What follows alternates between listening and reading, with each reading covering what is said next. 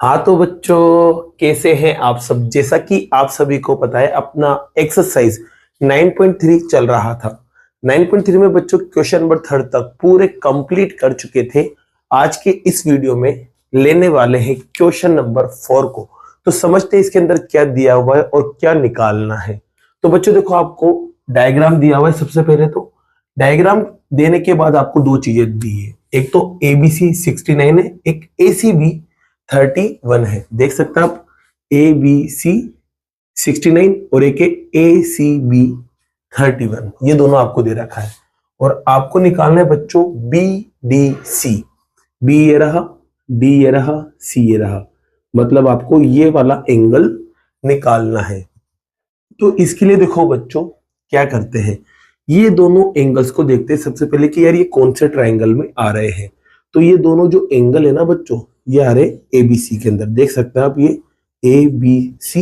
ये 69 देखो, ये ए से इस वाली लाइन तक आ रहा है, मतलब ए वाली लाइन से इस वाली लाइन तक आ रहा है 69। तो एक तरह से एबीसी के अंदर ही आ रहा है।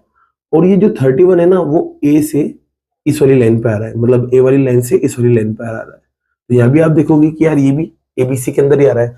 तो आपको पता है बच्चों कि ट्राइंगल में जब दो एंगल पता हो और एक गायब हो तो उसको आप निकाल सकते हो। क्या करके, तीनों को प्लस करके 180 के बराबर कर दो बस। तो यहाँ पे यही करते हैं अपन, इन तीनों को प्लस करके 180 के बराबर करता हूं और ये वाला एंगल सबसे पहले मैं यहाँ निकालता हूं। तो बच्चों, ऊपर वाले एंगल का नाम है बी ए सी। इसका नाम लिख दिया मैंने, बी ए सी। अब इन दोनों की वैल्यू दे रखी है तो वैल्यू रखते हैं डायरेक्ट। एक तो है 69, एक है 31 और बराबर में क्या आएगा 180। यहाँ रीजन लिखेंगे बच्चों अपन, sum of all angles of triangle. त्रिभुज के तीनों कोणों का योग बराबर 180। ठीक है, इतना सा लिख देना। अब यहाँ B A C as it is, इन दोनों को प्लस करो बच्चों। तो प्लस करेंगे तो 100 आएगा और बराबर में 180। 100 उधर जाएगा तो बच्चों क्या हो जाएगा, माइनस का हो जाएगा। क्या हो जाएगा बच्चों, माइनस। चलो माइनस करते हैं। तो माइनस करोगे बच्चों तो आपको 80 मिलेगा यहाँ पर। तो आपको एक बात पता चली कि बी ए सी 80 डिग्री है। बी ए सी मतलब ये वाला एंगल जो है वो 80 डिग्री है। अब सुनना ध्यान से, आपको बात याद होगी कि जब एक सर्किल होता है, मतलब एक वृत्त होता है और उस पर एक आर्क ले लेते हो, मतलब एक चाप, तो इससे आप सर्किल पर दो एंगल बनाओ या दो से ज्यादा एंगल बनाओ, वो आपस में बराबर होते हैं, इक्वल होते हैं बच्चों। तो आप कह सकते हैं कि यार ये एक पूरा आर्क है यहां से यहां तक। अब इससे दो एंगल बन रहे हैं। देखो, एक तो जा रहा है ए पे, देख सकते हो यहां से ए पे जा रहा है, और एक जा रहा है डी पे। तो ए वाला एंगल और डी वाला एंगल आपस में क्या होगा, बराबर होगा। तो यहां पर पहले तो लाइन लिखते हैं बच्चों पर। लाइन के लिखेंगे, angle subtended by same arc to circle are equal. Hindi में क्या लिखोगे बच्चों, एक ही चाप द्वारा वृत्त पर बनाए गए कोण बराबर होते हैं। इस वजह से आप कह सकते हैं कि बी डी सी, कौन सा बच्चों, बी डी सी बराबर होगा बी ए सी के। बी ए सी के बराबर कर दिया। अब बी ए सी आपको पता है बच्चों कितना है, 80 डिग्री। तो ये 80 डिग्री आ गया और यहाँ लिखेंगे बी डी सी।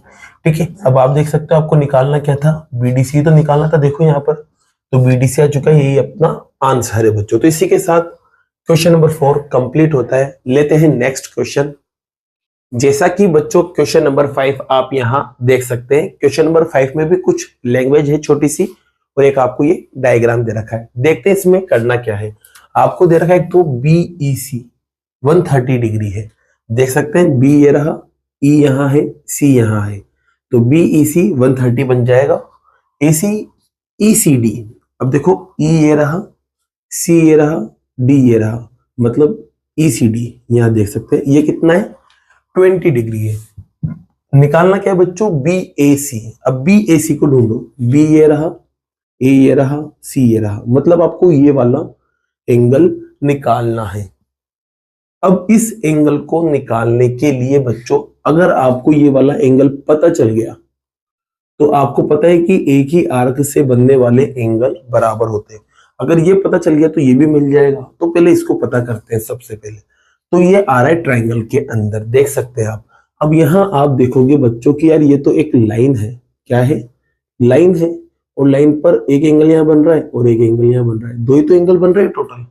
और आपको पता है जब एक लाइन होती है और उस पॉइंट पे दो एंगल बने या तीन एंगल बने, उन्हें जब आप प्लस करते हो तो 180 आता है। तो यहाँ पर भी सेम काम कर सकते हैं बच्चों, ये दोनों एंगल्स बन रहे हैं, एक तो ये और एक ये, इनको प्लस करेंगे तो 180 आएगा। तो सबसे पहले इन्हें ही लिखते हैं, एक तो दिख रहा है आपको 130 और एक इस वाले की वैल्यू पता नहीं है तो नाम लिखेंगे, इसका नाम हो जाएगा इसका CED। क्या हो जाएगा बच्चों, CED, और बराबर में आएगा 180। यहां से CED को आप निकाल लोगे बच्चों तो CED आपके पास कुछ इस तरह से बनेगा, 130 उधर जाएगा, माइनस कर देंगे, और जब माइनस करेंगे बच्चों तो CED आपको 50 मिल जाएगा। कितना मिल जाएगा बच्चों, 50। तो आप देख सकते हैं ये अंदर वाला एंगल 50 आ चुका है, ठीक है। अब आप देखोगे कि यार ये तो ट्राइंगल बन रहा है, देखो यहाँ पर देखोगे कुछ इस तरह से, यहाँ E था, यहाँ D था, यहाँ C था, ये 50 आ चुका है, ये 20 है, इसमें एक ही एंगल गायब है, तो तीनों को प्लस करके 180 कर देते हैं और इस एंगल को भी निकाल लेते हैं। तो बच्चों तीनों को प्लस करते हैं, तो सबसे पहले तो इसका नाम लिखेंगे, इसका नाम होगा EDC। क्या होगा बच्चों, EDC। फिर उसके बाद बात करें ये दोनों एंगल की वैल्यू दे रखी, तो वैल्यू रख देंगे, एक है 50, एक है 20, प्लस करेंगे तो कितना आएगा 180। यहाँ रीजन लिखेंगे बच्चों, sum of all angles of triangle, त्रिभुज के सभी कोणों का योग 180 होता है, सो ऐसे इसे लिख दिया। अब यहाँ देखेंगे बच्चों आप, तो ये EDC एज इट इज, ये दोनों प्लस हो जाएंगे, प्लस होने पर 70 बनेंगे, और इक्वल में आपके पास चल रहा है 180। 70 उधर जाएगा बच्चों, तो 70 उधर जाने के बाद माइनस हो जाएगा, जब माइनस करोगे बच्चों आप इसे तो 110 आपके पास आ जाएगा। तो EDC आपके पास 110 आ चुका है।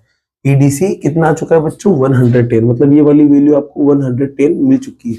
अब बात करते हैं बच्चों लॉजिक की, तो आपको पता है जैसे कि ये एक आर्क है, यहां से दो एंगल में बना रहा हूं, तो ये दोनों आपस में इक्वल होते हैं। क्या होते हैं, इक्वल होते हैं, ये दोनों इक्वल होते हैं। तो यहाँ देखो ये पूरा आर्क है, देखो यहां से यहां तक ये पूरा आर्क है, इस आर्क से एक तो A पे एंगल बन रहा है और एक D पे बन रहा है, दोनों के दोनों आपस में इक्वल होंगे। तो मैं कह सकता हूं एक तो ये BAC, कौन कौन सा बच्चों, BAC यहाँ लिख देते हैं, देखो BAC बराबर होगा बच्चों इस वाले के, जिसका नाम या तो आप BDC बोलो या EDC बोलो, बात एक ही है। तो मैं EDC लिख देता हूं यहाँ पर नाम, क्योंकि मुझे EDC की वैल्यू पता है। अब EDC कितना आया यहाँ देख सकते हैं आप, तो यहाँ लिखेंगे बच्चों आप 110 और यहाँ लिखेंगे BAC।